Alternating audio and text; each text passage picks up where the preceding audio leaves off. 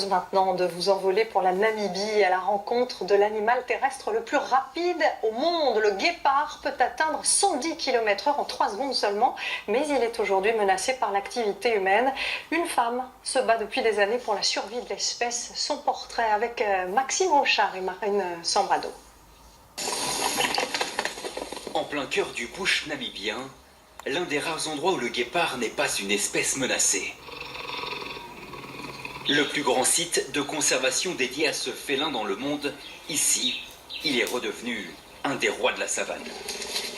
Ce centre, c'est le travail d'une vie, celui de la chercheuse américaine Laurie Marker. Il y a 40 ans, encore jeune zoologiste, cette passionnée de guépards débarque en Namibie pour les étudier.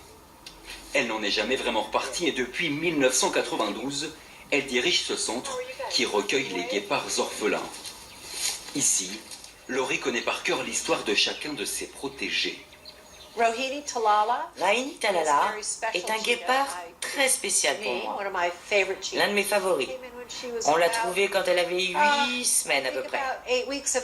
Elle avait été capturée dans une communauté rurale et ses pattes étaient attachées avec des câbles métalliques. L'obsession quotidienne de Laurie, réintroduire le plus de guépards possible dans la nature. En 25 ans, 1 millier d'animaux ont été recueillis, mais seuls 600 ont pu être rendus à la vie sauvage. Le plus gros problème des guépards est la perte de leur habitat. C'est un animal qui ne se porte pas bien dans les parcs naturels protégés. Donc, les relâcher dans la nature est un gros problème. Et trouver un endroit qui leur correspond est compliqué.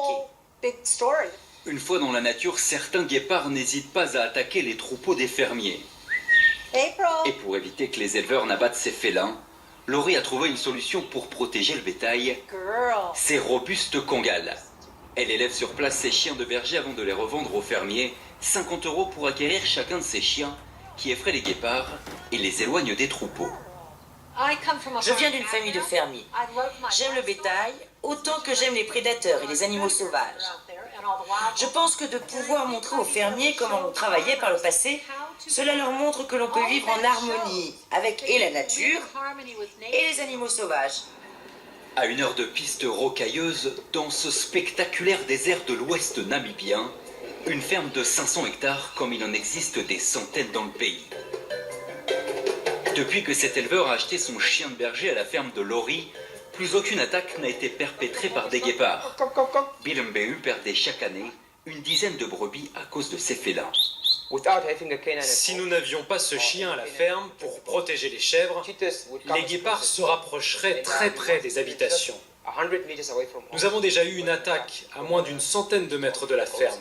Le temps qu'on arrive sur les lieux, ils avaient déjà tué une chèvre. C'est ce genre de problème auquel nous devons faire face.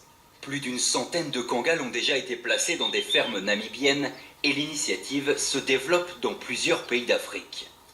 Malgré tout, le guépard, fragile icône des savanes africaines, est au bord de l'extinction. Il en resterait moins de 7000 en liberté sur le continent.